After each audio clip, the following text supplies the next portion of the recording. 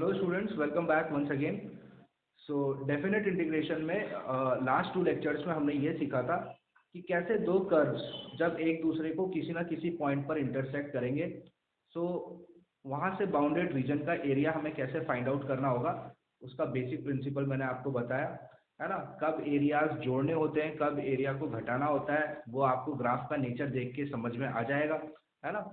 और last lecture में हमने कुछ क्वेश्चंस भी प्रैक्टिस किए थे, उसी पे बेस्ड, उसी एप्लीकेशन पे बेस्ड, है ना। सो आज भी हम कुछ क्वेश्चंस प्रैक्टिस करेंगे। बेसिकली अब एरिया अंडर दी कर्व्स में कुछ बचता नहीं है, कोई ऐसा टॉपिक नहीं है जो हमें कवर करना है। 2 ही टॉपिक्स थे, मतलब 2 ही कंटेंट थे इसमें। एक तो सिंपल, जब हम एरिया निकालते हैं एक्स के रेस्पेक्ट में निकालना है आपको तो वाई डी एक्स और एक्स की लिमिट्स, और वाई के रेस्पेक्ट में निकालना है तो एक्स डी वाई और वाई के लिमिट्स। और जब पॉइंट दो कर्व्स की बात आ जाती है, जब दो कर्व एक दूसरे को कट करेंगे किसी ना किसी पॉइंट पे, तो वहां से बाउंडेड होने वाला या वहां से बाउंड होने वाले रीजन का एरिया कैसे फाइंड आउट करना है वो मैं आपको लास्ट 2 लेक्चर्स में बता चुका। सो कुछ क्वेश्चन प्रैक्टिस करेंगे और आज का फर्स्ट क्वेश्चन है find the area bounded by the region y is equals to x minus 1 and y minus 1 square is equals to 4 into x plus 1। मैंने आपको बताया था अगर ग्राफ स्ट्रेट अवे, मतलब क्वेश्चन देखते ही अगर हम ग्राफ नहीं बना सकते हैं तो हम कोई बात नहीं, हम क्या निकाल लेते हैं, पॉइंट ऑफ इंटरसेक्शन, है ना। ये कहाँ पर एक दूसरे को कट करेंगे या ऐसे कौन से पॉइंट्स होंगे जहाँ ये एक दूसरे को इंटरसेक्ट करेंगे, वो पॉइंट ऑफ इंटरसेक्शन हम सबसे पहले फाइंड आउट करते हैं। फिर ग्राफ का हमें एक एलिमेंट्री आइडिया आ जाएगा कि ग्राफ कैसे बनने वाला है ना। तो सबसे पहले पॉइंट ऑफ इंटरसेक्शन निकालेंगे और बेसिकली आइडिया आ ही रहा होगा कि ये y equals to x minus 1 एक स्ट्रेट लाइन होती है और यहाँ लिखा हुआ है y minus 1 square is equals to 4 into x plus 1।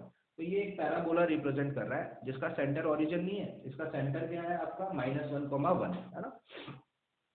तो ये स्ट्रेट लाइन, ये पैराबोला वाई स्क्वायर है, वाई स्क्वायर वाला पैराबोला कैसे बनता है, इस तरीके से, है ना। और स्ट्रेट लाइन ऐसे। तो ग्राफ का नेचर, ग्राफ कुछ इस तरीके से बनेगा। हाँ, यहाँ से नहीं जाएगा बेसिकली, है ना, ओरिजिन नहीं होगा। तो ये ग्राफ, एग्जैक्ट ग्राफ बनाने के लिए हम पहले तो, है ना, पॉइंट ऑफ इंटरसेक्शन निकाल लेते हैं। तो यहाँ पर दे रखा है y is equals to x minus 1। तो आप इन टर्म्स ऑफ y कर दो। फर्स्ट जो दे रखा है y is equals to x minus 1, तो इसको मैं लिख सकता हूँ x is equals to y plus 1, है ना। x is equals to y plus 1 लिखने के बाद मैं यहाँ पे सब्सटीट्यूट कर देता हूँ इसको सेकंड इक्वेशन। तो ये आप ऐसा लिखेगा y minus 1 the whole square is equals to 4 times of x की जगह मैं सब्सटीट्यूट कर रहा हूँ y प्लस 1, तो ये हो जाएगा y प्लस 1, है ना, ऐसा है। ठीक है, अब इसको हम सॉल्व कर लेते हैं। तो ये हो जाएगा y square plus 1 minus 2y is equals to, ये y प्लस 2 हो जाएगा। सो ये हो जाएगा हमारा 4y प्लस 8। ठीक है, ऐसा। सो आगे y स्क्वायर माइनस 2y और ये 4y इधर जाके माइनस 6y हो जाएगा, -6y। और 1 के इधर 8 जाएगा तो कितना हो जाएगा, -7 इज इक्वल्स टू 0। क्वाड्रेटिक बन गई। स्प्लिट द मिडिल टर्म कर लो आप, स्प्लिट द मिडिल टर्म कर ही सकते हैं हम। तो y square minus 7y plus y minus 7 is equals to 0। So y common, y minus 7 plus 1 common, y minus 7 is equals to 0, है ना। तो यहाँ से y की 2 वैल्यूज आ गई, तो y की वैल्यू या तो -1 या फिर 7। ठीक है, इससे हमें x की वैल्यू पता चल जाएगी। तो y की वैल्यू -1 है, तो x की वैल्यू क्या आ जाएगी, x की वैल्यू 0 आ जाएगी। x की वैल्यू क्या आ जाएगी, 0 आ जाएगी। और जब y की वैल्यू 7 होगी तो x की वैल्यू कितनी आ जाएगी, 7 प्लस 1 इज 8। ठीक है ना। सो पॉइंट ऑफ इंटरसेक्शन क्या आ गया मेरे पास, पॉइंट ऑफ इंटरसेक्शन आ गया मेरे पास 0, -1। ऑर्डर पेयर में हमेशा x पहले लिखते हैं, y बाद में, ऑर्डर पेयर है। तो 0, -1 एंड 8, 7। तो ये तो वो पॉइंट्स हो गए जहां पर ये दूसरे को क्या करेंगे, इंटरसेक्ट करेंगे। पॉइंट ऑफ इंटरसेक्शन हमने निकाल लिया। ठीक है, तो चलिए अब ग्राफ बना लेते हैं इसका फटाफट। तो मुझे पॉइंट ऑफ इंटरसेक्शन पता चल गए, अब मुझे ग्राफ बनाना है।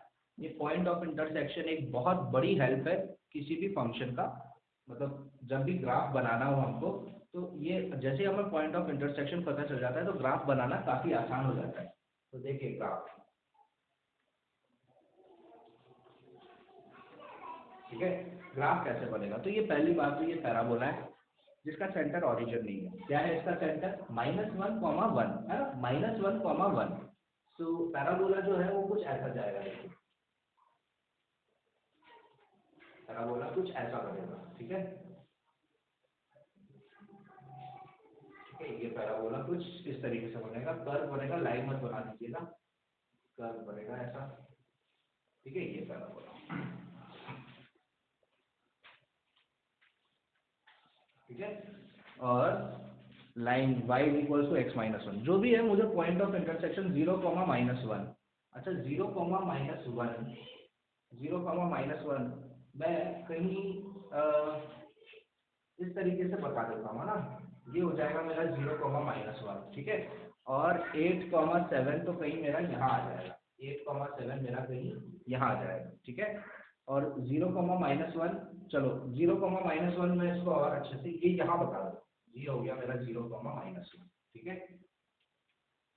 ये चीज हो गई मेरी point of intersection, that is 0, -1 and 8, 7 and 0, -1। तो स्ट्रेट लाइन जो है y इक्वल्स टू x-1 ऐसे जा रही होगी, ठीक है, ऐसे है ना। ये हो गई straight line y equals to x-1। So I hope graph समझ में आ गया होगा। ये पैराबोला, ये स्ट्रेट लाइन, ये पॉइंट ऑफ इंटरसेक्शन। सो मुझे एरिया किस रीजन का निकालना है? ये पूरे रीजन का एरिया निकालना है ना, मुझे इतने रीजन का एरिया निकालना है। ओके, सो चलिए एरिया निकालते हैं इसका। सो हमारा रिक्वायर्ड एरिया क्या हो जाएगा? बहुत आसान है, वही कर्व से लाइन के एरिया को सब्ट्रैक्ट कर देंगे मॉड लगाकर, तो हमें हमारा एरिया पता चल जाएगा। अच्छा, अब x के रेस्पेक्ट में करें या y के रेस्पेक्ट में?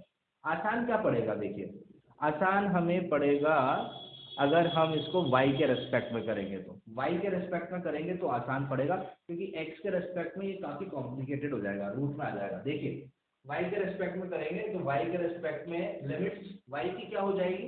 x की लिमिट है 0 से 8, तो y की लिमिट क्या हो जाएगी? -1 से लेकर 7, है ना। सो -1 से लेकर 7, है ना।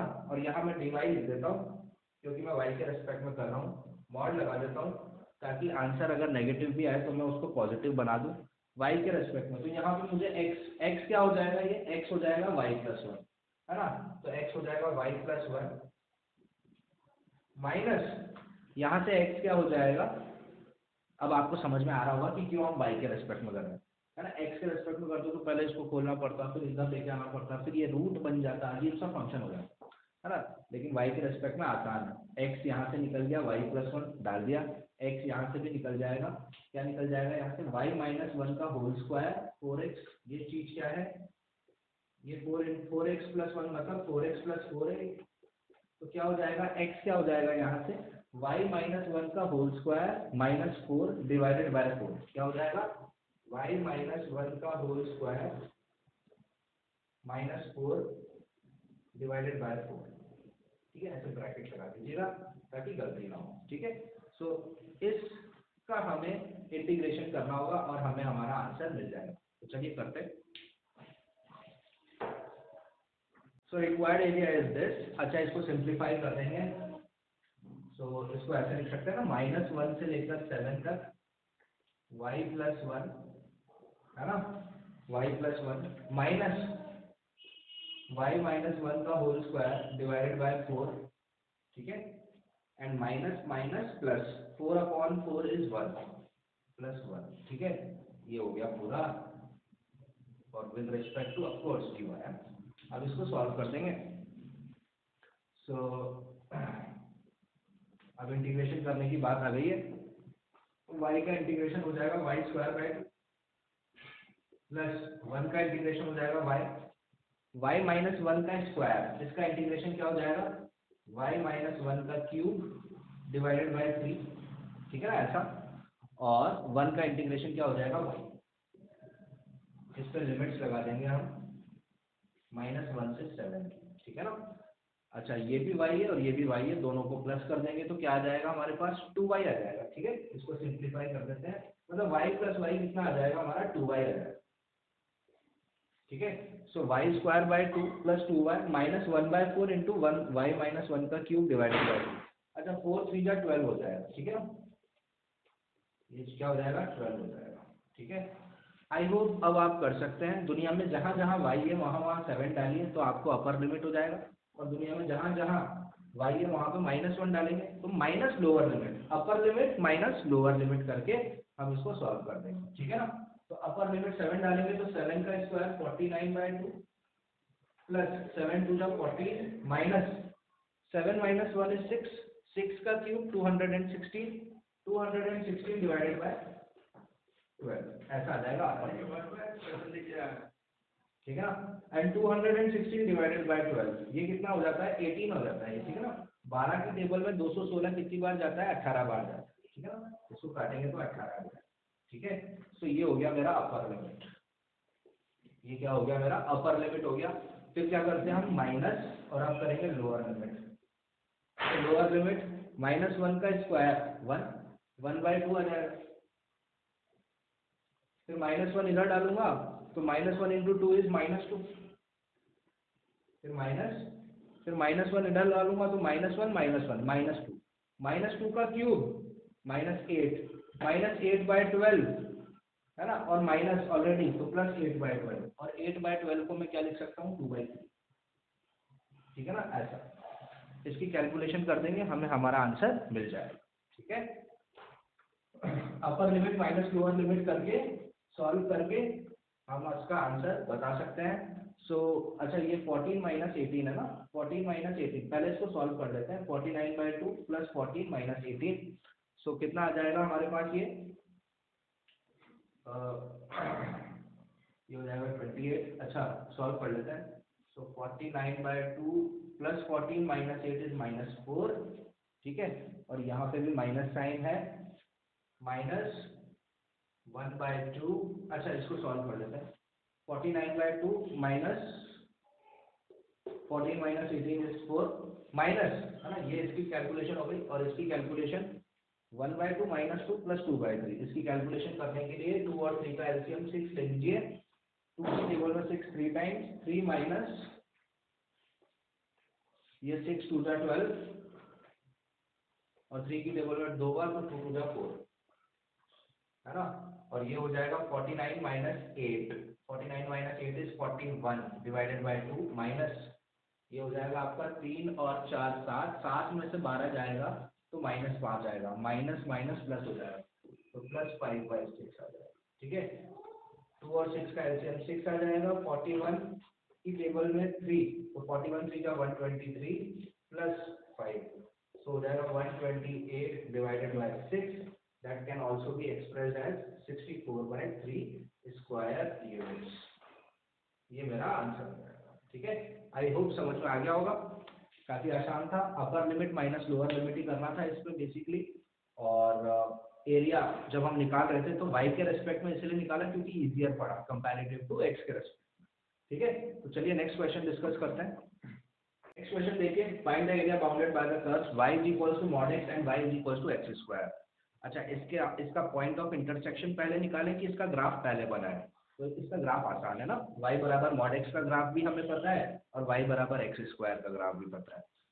इसका ग्राफ बनाना आसान है, तो आप सबसे पहले ग्राफ बना दीजिए। ये होता है y is equals to mod x है ना, शार्प एच आता है यहाँ पर, v बनता है, और y is equals to x square है ना। तो x स्क्वायर का पैराबोला कैसे बनता है आपका, इस तरीके से अपवर्ड्स बनता है, इस तरीके से ऐसे बनता है पैराबोला। ठीक है, ये हो गया मेरा, थोड़ा ढंग से बना दीजिए, ठीक है इस तरीके से।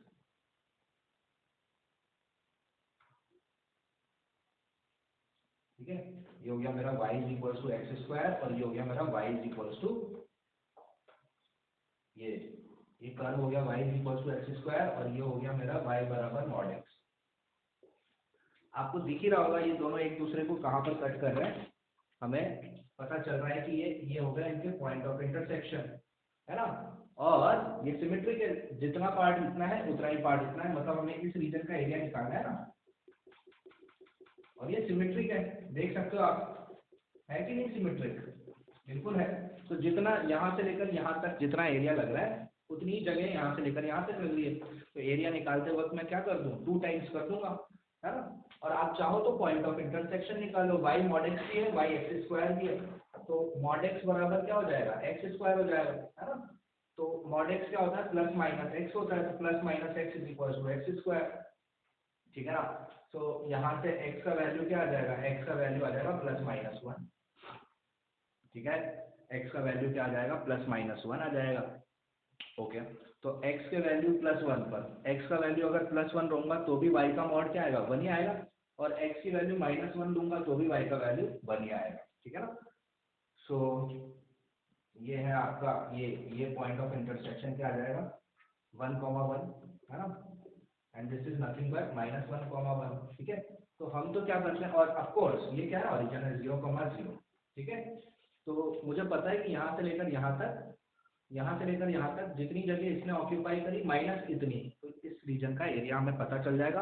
और बस दो गुना करना पड़ेगा ना, 2 टाइम्स, ये और ये सेम है। तो required area will be what? required area will be 2 times of x के रेस्पेक्ट में करना चाहते हैं तो 0 से लेकर 1, y के रेस्पेक्ट में भी यही होगी लिमिट जो x के रेस्पेक्ट में होगी, 0 से 1 हमको x के रेस्पेक्ट में करना है। तो 0 से लेकर 1, है ना, कर्व माइनस मॉड x ऐसे कर सकते हैं। तो 0 से लेकर 1 कर्व माइनस मॉड x, तो मॉड यहाँ पे 0 से लेकर 1 तक ये वाला मॉड x क्या होगा, पॉजिटिव ही होगा, है ना। 0 से लेकर 1 तक ये वाला मॉड x पॉजिटिव होगा, कुछ भी वैल्यू डालो पॉजिटिव से ही खुलेगा ये। तो 0 से लेकर 1 y x square minus x, इसका इंटीग्रेशन कर देंगे 0 से लेकर 1 तक 2 टाइम्स, हमारे को हमारा आंसर पता चल जाएगा। तो 2 टाइम्स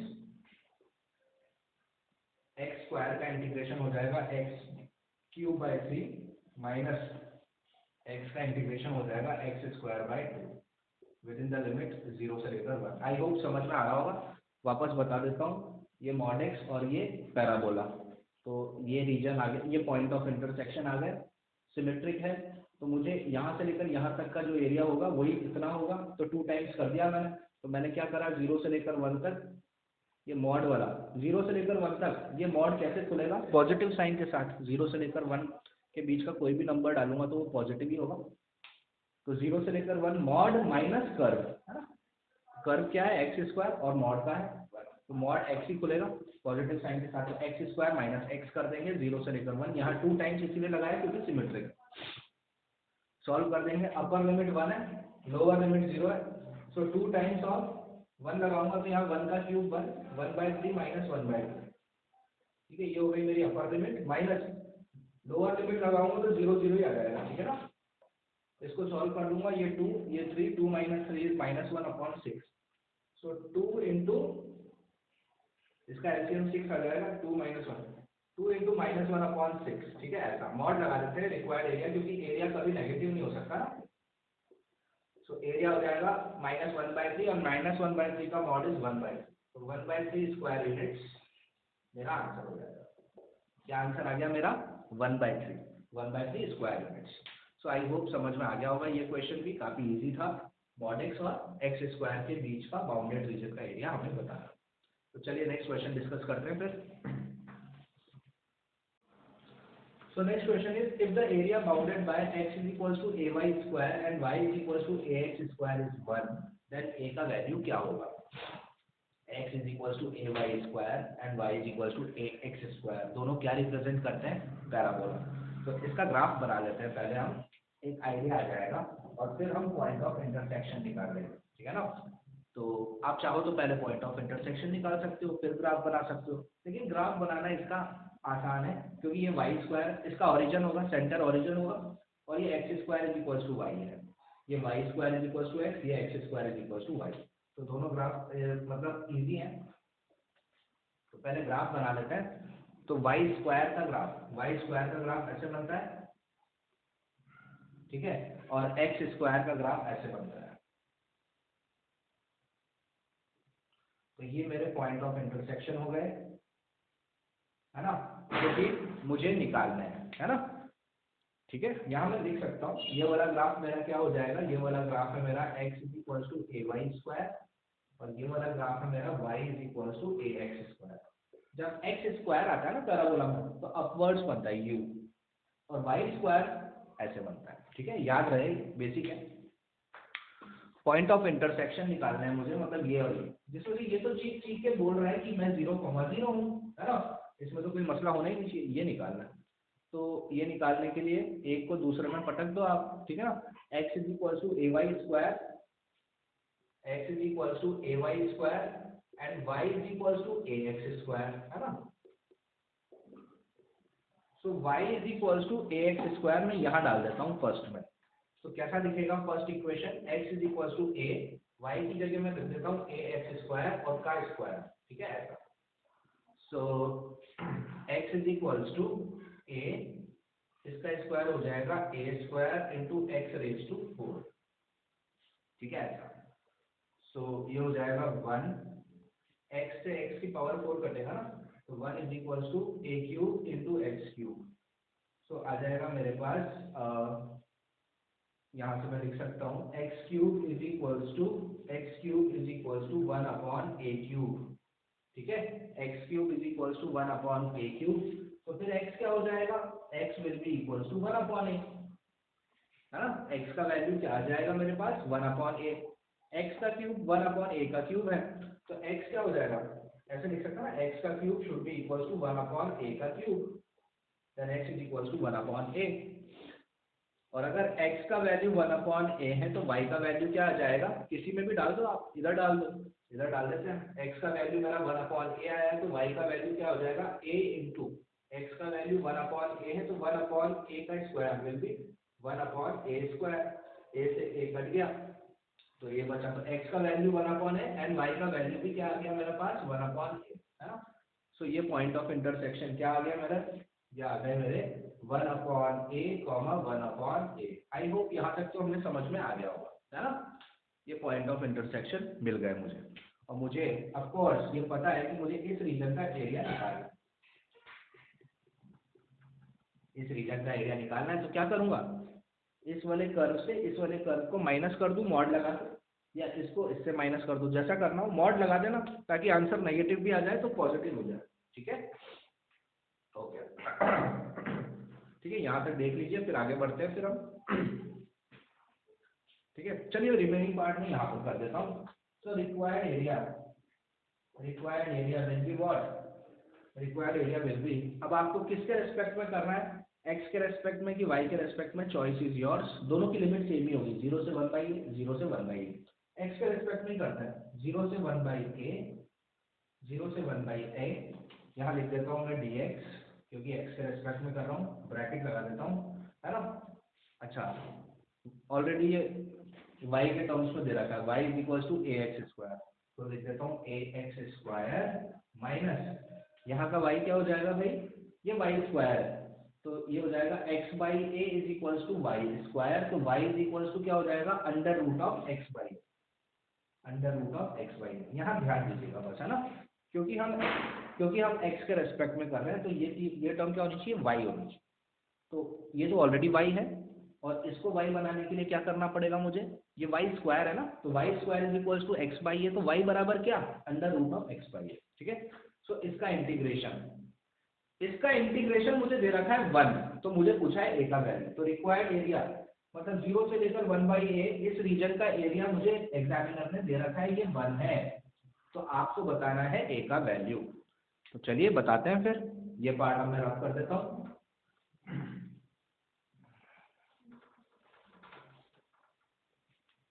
है ना, सो रिक्वायर्ड एरिया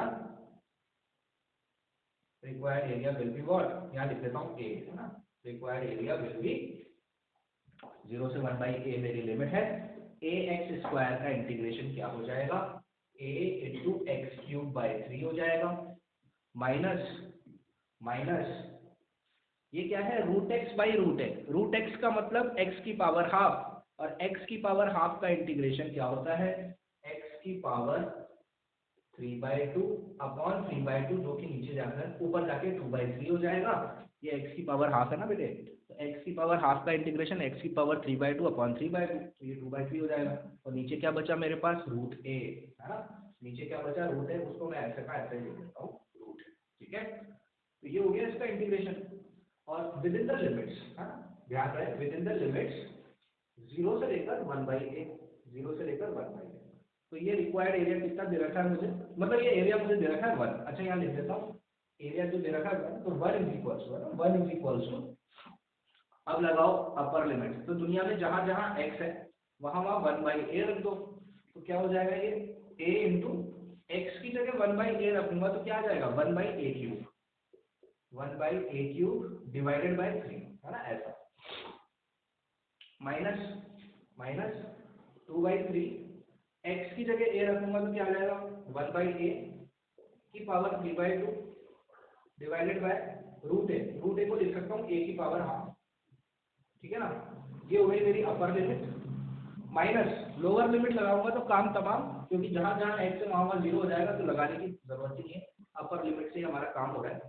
तो अब इसको सिंप्लीफाई करना है, तो इसको सॉल्व करना है, बिल्कुल ध्यान से सॉल्व करेंगे।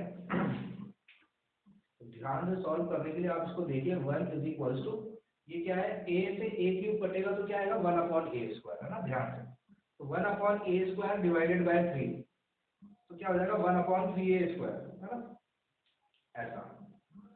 माइनस 2/3, ये 1/a की पावर 3/2 है, जिसको मैं लिख सकता हूँ ना a की पावर -3/2। ये चमत्कार तो हुआ नहीं है, 1/a को लिख सकता हूँ मैं a की पावर -1, और -1 इंटू 3/2, तो ऐसा आ जाएगा।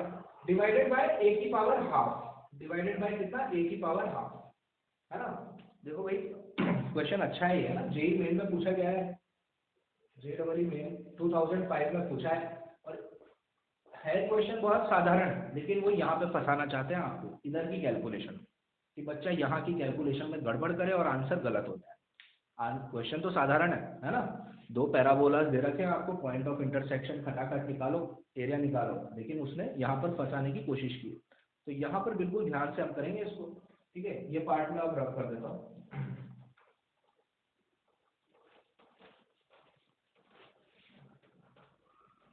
इधर आ जाओ वापस।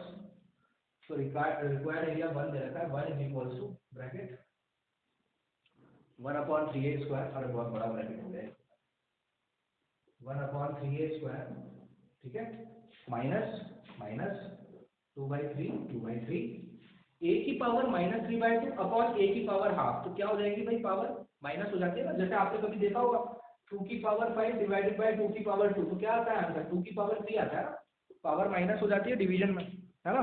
तो ये माइनस कर दो, -3/2 -1/2 कितना आ जाएगा, -2 आ जाएगा। a की पावर -3/2, a की पावर हाफ, तो -3/2 से माइनस हाफ करेंगे तो कितना आ जाएगा, -4/2, जो कि क्या हो जाएगा, a की पावर -2, ऐसा, है ना। बहुत बढ़िया, यही तो चाहते थे हम। तो 1/3a² माइनस 2/3a² लिख सकते हैं ना भाई, अरे बिल्कुल लिख सकते हैं, a की पावर -2 को नीचे उचका दो, तो नीचे जाके ये क्या हो जाएगा, a²।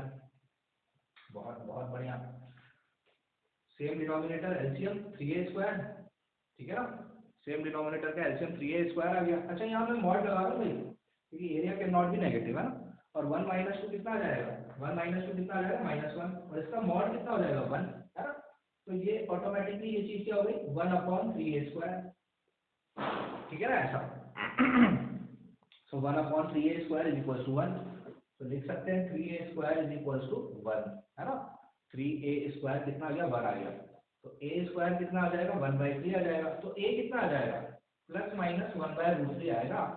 लेकिन माइनस नहीं हो सकता ना यार, क्योंकि कर्व जब हमने बनाया था, सॉरी, कर्व कैसा बना था, कर्व ऐसा बना था, पॉइंट ऑफ इंटरसेक्शन यहाँ है फर्स्ट क्वाड्रेंट में, तो ये a की वैल्यू नेगेटिव तो हो ही नहीं सकती, तो a का वैल्यू कितना आ जाएगा, +1/√, ये नेगेटिव रिजेक्ट कर देंगे, सिर्फ आंसर क्या हो जाएगा, +1/√।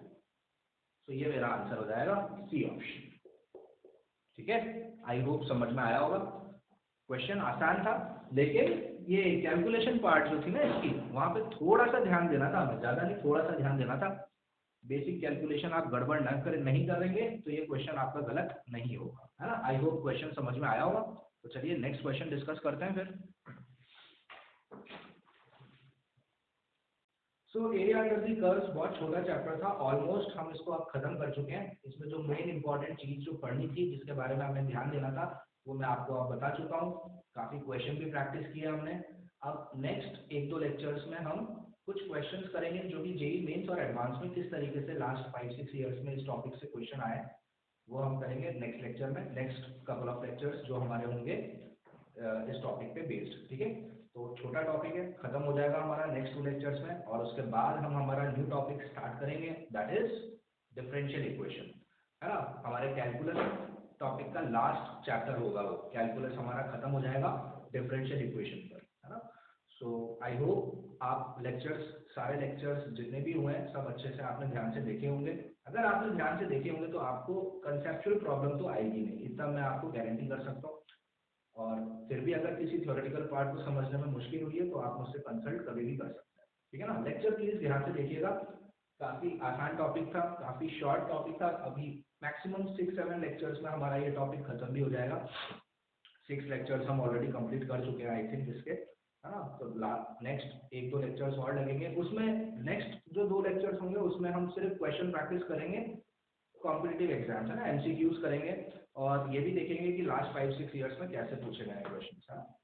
सो क्वेश्चन प्रैक्टिस करते रहिए। Thank you so much for watching and I will see you in the next lecture.